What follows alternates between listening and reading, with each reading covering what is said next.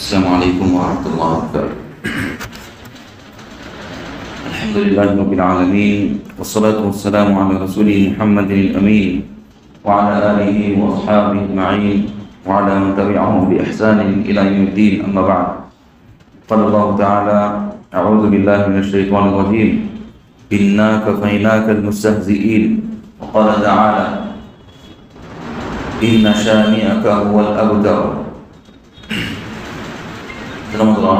ابھی آپ کے سامنے دو آیتیں پڑھی گئی ہیں، ایک سورہ حجر کی آیت ہے اور دوسری سورہ کوثر کی آیت ہے، اور آج کا یہ درس ایک خصوصی مناسبت سے آپ کے سامنے رکھا جا رہا ہے۔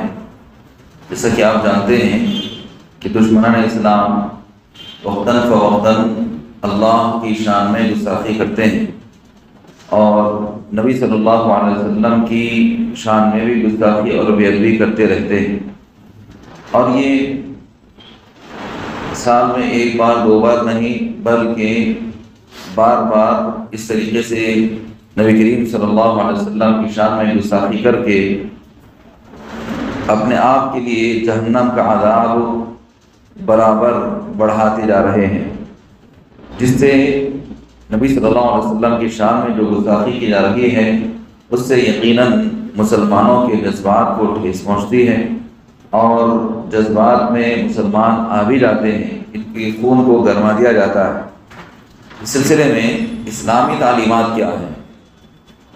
یقیناً جو دشمنان اسلام اور رسول اکرم صلی اللہ علیہ وسلم کی شان میں گستاخی کرتے ہیں ان کا ٹھکانہ جہنم ہے۔ اللہ تعالیٰ ایسے لوگوں کے لیے نبی کی جانب سے کافی ہے۔ اللہ نے فرمایا، جیسا کہ سورہ حجر کی آیت ہے، اِنَّا كَفَيْنَاكَ الْمُسْتَهْزِئِينَ، یقیناً ہم آپ کے لیے ان مذاق اڑانے والوں کے خلاف میں کافی ہیں۔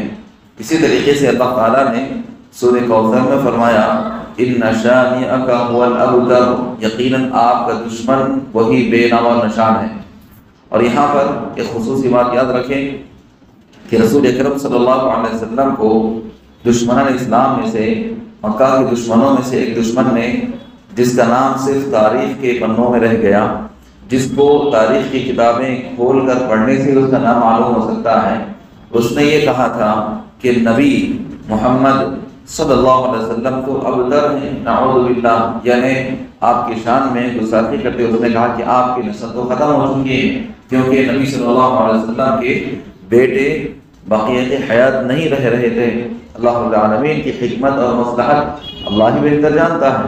تو رسول اکرم صلی اللہ علیہ وسلم کے جو بیٹے پیدا ہوئے تھے، عبداللہ، قاسم اور اسی طریقے سے ابراہیم، جب ان سب کا بچپن ہی میں انتقال ہو گیا تو اس وقت یہ دشمن اسلام یہ کہنے لگا کہ محمد صلی اللہ علیہ وسلم تو ابتر ہیں، آپ کی نسل ختم ہو چکی ہے، دودھ کٹا ہے، نعوذ باللہ، اس طریقے سے کہنے لگا۔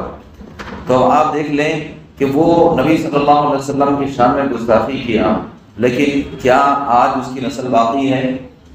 جس نے نبی صلی اللہ علیہ وسلم کی شان میں یہ کہا کہ ابتر ہے نبی صلی اللہ علیہ وسلم، آپ کی نسل ختم ہو چکی ہے، آپ دیکھ سکتے ہیں کہ اس کی دشمن اسلام کی نسل ختم ہو چکی ہے، کوئی اس کی نسل کا باقی نہیں ہے۔ اور اسی طریقے سے یہاں تک کہ وہ اتنا بے نوا نشان ہوگا کہ اس کو صرف تاریخ کی کتابوں میں اس کا نام لکھا ہوا ہے، اس ملعون کا کوئی اس کا نام تک نہیں جانتا۔ جب تاریخی کتابیں ہم کھول کر کے پڑھتے ہیں تب معلوم ہوتا ہے کہ یہ عاص بن وائل نامی شخص تھا۔ تو اس آیت سے بھی اور نبی صلی اللہ علیہ وسلم کی سیرت سے بھی ہمیں یہی بات معلوم ہوتی ہے کہ اللہ رب العالمین یعنی نبی صلی اللہ علیہ وسلم کے لیے کافی ہے۔ اللہ تبارک و تعالیٰ نے نبی صلی اللہ علیہ وسلم کا فدا و ابی و امی، ہمارے ماں باپ آپ پر قربان ہوں، آپ کی تمام سنتوں پر ہم عمل یقیناً کرتے رہیں گے۔ تو آپ صلی اللہ علیہ وسلم کی شان کے بارے میں اللہ نے فرمایا، وَرَفَعْنَا لَكَ ذِكْرَكَ، ہم نے آپ کی شان کو بلند کر دیا۔ تو لہذا یہ جو دشمنان اسلام وقتاً فوقتاً اس طریقے سے نبی صلی اللہ علیہ وسلم کی شان میں گستاخی کرتے ہیں، ان کے لیے اللہ رب العالمین نے جہنم کا عذاب تیار کر رکھا ہے۔ اب اس سلسلے میں مسلمانوں کو کیا کرنا چاہیے؟ مسلمانوں کو ان حالات میں کیا کرنا چاہیے؟ یاد رکھیں، جذبات میں آ کر کے کوئی بھی ایسا ویسا اقدام ہمیں نہیں کرنا ہے۔ ہم مسلمانوں کو ایسے پرخطر ماحول میں، اور جب کہ فضا کو مقدر کیا جا رہا ہو اور ہر طرف انہیں نفرت کی آگ پھیلائی جا رہی ہو، ایسے موقع پر ہمیں حکمت، مصلحت اور بہترین تدبیر کے ذریعے سے ان حالات کا مقابلہ کرنا ہے۔ ان حالات میں ہمیں مسلمانوں کو خود چاہیے کہ ہم نبی صلی اللہ علیہ وسلم کی سیرت پڑھیں، نبی صلی اللہ علیہ وسلم کی سیرت کو ہم عام کریں۔ یہ دشمنان اسلام جس طریقے سے باتیں بیان کرتے ہیں، اس سلسلے میں یہ بات معلوم ہوئی ہے کہ ان کا ریفرنس کیا ہے، ان کو یہ مواد کہاں سے ملتا ہے، ان کو یہ باتیں کہاں سے معلوم ہوتی ہے، کیا ان کو عربی آتی نہیں آتی۔ ابھی چند دنوں پہلے ہندوستان کے پی ایم نے بھی ایک عربی کا جملہ کہہ دیا کہ الحکمت ضالۃ المؤمن حیث وجدها فهو احق بها، اس پر بھی مسلمان بہت زیادہ خوش ہو گئے۔ اب پھر اس کے بعد وہ پی ایم صاحب یہ بھی کہہ رہے ہیں کہ قرآن میں سب سے زیادہ اللہ کا نام ہے، اللہ کے نام کے بعد کس کا ذکر ہے؟ علم کا ذکر ہے۔ تو اب وہ مسلمانوں کو گیان دے رہے ہیں پڑھنے کے بارے میں۔ تو یہ ساری باتیں کیا اس کو معلوم ہے؟ یہ دشمن اسلام جو بھی اس طریقے کی باتیں بیان کرتے ہیں، جو حیدرآباد کا ایک ملعون شخص ابھی جو بیان کیا ہے کچھ دنوں پہلے، کیا اس کو معلوم ہے؟ ان سب کو یہ ساری باتیں کہاں سے معلوم ہوتی ہیں؟ دو ان کے سورسز ہیں، ان کے دو سورسز ہیں۔ ایک ہے مسلمانوں کے اندر سے ہی پیٹ خور، مفاد پرست اور خود غرض، یہ ایسے لوگ ہیں جن کو عربی بھی آتی ہے، جن کو انگلش بھی آتی ہے، جن کو ہندی بھی آتی ہے، یہ قرآن بھی پڑھتے ہیں، احادیث رسول بھی پڑھتے ہیں، اور ایسے لوگوں کی ایک جماعت، ایسے لوگوں کی ایک ٹولی ایسے لوگوں کے ساتھ ہوتی ہے، اور ان کو قرآن کریم کی آیات میں سے، رسول اکرم صلی اللہ علیہ وسلم کی سیرت میں سے، احادیث میں سے وہ باتیں نکال کر کے ان کو دیتے ہیں، اور پھر یہ لوگ اس طریقے کی باتیں بیان کرتے ہیں، اور پھر مسلمانوں کی صفوں میں رہتے ہیں وہ لوگ۔ ایسا نہیں ہے کہ وہ ہم سے الگ تھلگ رہتے ہیں، نہیں، بلکہ ہماری صفوں میں رہتے ہیں، ہماری مساجد میں آتے ہیں۔ مطلب ہے کہ مسلمانوں کی مساجد میں، ہماری مساجد سے مراد آپ سے سلفی اور اہل حدیث کی مساجد کو مراد نہ لیں، بلکہ یہ ہر طرف گھسے ہوئے ہوتے ہیں، اور یہ باضابطہ کون سے امام کس بارے میں کیا کہتے ہیں، یہ تمام باتیں یہ اپنے آقاؤں کو، یعنی چونکہ ان کے آقا یہی ہے جو ان کو پیسہ دے رہے ہیں، پاپٹ ہیں، یہ پالتو ہیں، یہ بس اپنی عاقبت خراب کر رہے ہیں، تو اس طریقے کے لوگ یہ مواد ان کو دیتے ہیں۔ اور اسی طریقے سے ان کا دوسرا سورس ہے آن لائن، یعنی نیٹ پر، یوٹیوب پر، یا اسی طریقے سے آن لائن ان کو جو بھی مواد ملتا ہے اس کے ذریعے سے یہ لوگ نبی کریم صلی اللہ علیہ وسلم کی شان میں گستاخی کرتے ہیں۔ تو ہماری ذمہ داری کیا ہے؟ ہم ایسے لوگوں سے محتاط رہیں، ہم ایسے لوگوں سے محتاط رہیں، اور اسی طریقے سے ہمارا سب سے بڑا فریضہ یہ ہوتا ہے کہ ہم خود اسلامی تعلیمات پر عمل کریں، اور نبی صلی اللہ علیہ وسلم کی سیرت، نبی صلی اللہ علیہ وسلم کی سیرت کو ہم لوگوں میں عام کریں، چاہے ہم بات چیت کے ذریعے سے ہو، یا آن لائن ہو، یا ویڈیوز بنا کر کے، یا کسی بھی طریقے سے جو صحیح سیرت ہے، صحیح مقاصد کے تحت، اور اسی طریقے سے صحیح جو سیرت کی نبی صلی اللہ علیہ وسلم کی، وہ ہم ہر طرف عام کریں۔ اگر کوئی بھی نبی صلی اللہ علیہ وسلم کی سیرت کے بارے میں سرچ کرے تو اس کو صحیح بات ملے، اس طریقے کی غلط باتیں ان لوگوں کو نہ ملے، چونکہ آج ہمارے پاس ہے نہیں، ہم صرف ادھر ادھر کی ٹک ٹاک بنانے میں، ہنسی مذاق کی ویڈیوز بنانے میں ہم مشغول ہیں۔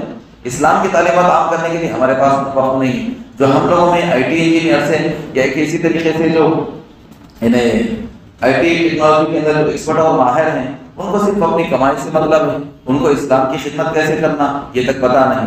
تو لہذا ضرورت اس بات کی ہے کہ ہم ایسے حالات میں نبی صلی اللہ علیہ وسلم کی سیرت کے بارے میں جو صحیح باتیں ہیں، ہم ویڈیوز کے ذریعے سے، چاہے وائس ریکارڈ ہی کیوں نہ ہو، یا اسی طریقے سے جو علماء کرام صحیح انداز میں نبی صلی اللہ علیہ وسلم کی سیرت کو عام کرتے ہیں، بتلاتے ہیں، ان کے درود ہم ریکارڈ کریں اور پھر اس کو ہر طرف ہم پھیلا دیں۔ اور اسی طریقے سے ہمارے اڑوس پڑوس میں جتنے بھی غیر مسلم رہتے ہیں، ان کے پاس بھی ہم نبی صلی اللہ علیہ وسلم کی سیرت کو ہم بیان کریں۔ اب یہ سیرت ہم کب بیان کر سکتے ہیں؟ جب ہمیں خود صحیح سیرت معلوم ہو۔ اکثر مسلمانوں کو ہمارے نبی کا نام تک نہیں معلوم۔ آپ پوچھئے نام کیا ہے ہمارے نبی کا، تو کیا کہتے ہیں؟ حضرت صلی اللہ علیہ وسلم، حضور صلی اللہ علیہ وسلم، یہ نام کہتے ہیں۔ کیا یہ ہمارے نبی کا نام تھا؟ کیا یہ ہمارے نبی کا نام تھا؟ ہمارے نبی کا نام تو محمد ہے، ہمارے نبی کا نام تو احمد ہے صلی اللہ علیہ وسلم۔ تو اب آپ دیکھیے ہماری انہیں کتنی بڑی کمزوری ہے کہ ہم یہ نہ کرنے کی وجہ سے دشمن اس طریقے کے مواقع پیدا کر رہا ہے اور اس سے فائدہ اٹھا رہا ہے۔ اور پھر اسی طریقے سے یہ جو نعرہ لگایا جاتا ہے کہ دشمن رسول کی ایک ہی سزا، اس کا سر تن سے جدا، اس کا سر تن سے جدا۔ یہ نعرہ کس نے کیا؟ یہ کس نے لگایا؟ کیا یہ نعرہ صحیح ہے؟ نہیں، اس طریقے کا نعرہ صحیح نہیں ہے۔ پھر کیا کرنا؟ دشمن رسول کی جو سزا تھی نبی کے زمانے میں، جہاں پر اسلامی حکومت ہو، اسلامی احکامات نافذ ہوتے ہوں، وہاں پر باضابطہ قاضی کے پاس بات پہنچے گی، قاضی اس معاملے کی پوری تحقیق کرے گا کہ کیا اس نے نبی صلی اللہ علیہ وسلم کی شان میں گستاخی کی ہے یا نہیں کی ہے۔ پھر اس کے بعد قاضی فیصلہ سنائے گا کہ ہاں اس نے یہ جرم کیا ہے۔ پھر اس کے بعد اس کو باضابطہ حکومت کی جانب سے، قاضی کی جانب سے جو اس امر پر معمور ہوں گے وہ قتل کریں گے اور اس کو سزا دیں گے۔ ورنہ یہ ماحول، یہ جو جس ملک میں ہم رہتے ہیں یہاں پر اسلامی احکام تو نافذ نہیں ہوتے، تو پھر یہاں پر اس طریقے کے اعلانات وغیرہ کرنا یا اس طریقے کے انہیں اظہار کر دینا کہ اس کا سر تن سے جلا، اس کا سر تن سے جلا، یہ ماحول کو اور زیادہ بگاڑنا ہے۔ لہذا ضرورت اس بات کی ہے کہ ہم ایسے موقع پر دور اندیشی سے کام لیں، دشمن اسلام کو کوئی بھی ایسا موقع نہ دیں کہ جس کی وجہ سے وہ اسلام کو اور زیادہ بدنام کر سکیں، مسلمانوں کو بدنام کر سکیں۔ ہم پرسکون رہنے والے ہیں، امن و شانتی کے ساتھ ہم رہنے والے ہیں۔ اسلام اسی بات کی تعلیم دیتا ہے، نبی صلی اللہ علیہ وسلم کی سیرت بھی اسی بات کا درس اور سبق دیتی ہے۔ لہذا ہمیں چاہیے کہ ایسے حالات میں ہم جذبات میں آ کر کے بے قابو نہ ہو جائیں، بلکہ حکمت اور مصلحت کے تحت بہترین انداز میں نبی صلی اللہ علیہ وسلم کی سیرت پر، نبی صلی اللہ علیہ وسلم کی سنتوں پر ہم خود عمل کریں اور دوسروں تک ہم ان سنتوں کو پہنچائیں۔ اللہ سے دعا ہے کہ اللہ تبارک و تعالیٰ ہم تمام لوگوں کو نبی صلی اللہ علیہ وسلم کی سنتوں کو زندہ کرنے والا بنا، آپ کی کما حقہ ہمیں ذمہ داری نبھانے کی توفیق عطا فرما۔ آمین۔ سبحان اللہ والحمد للہ، اشہد ان لا الہ الا انت، استغفرک و اتوب الیک۔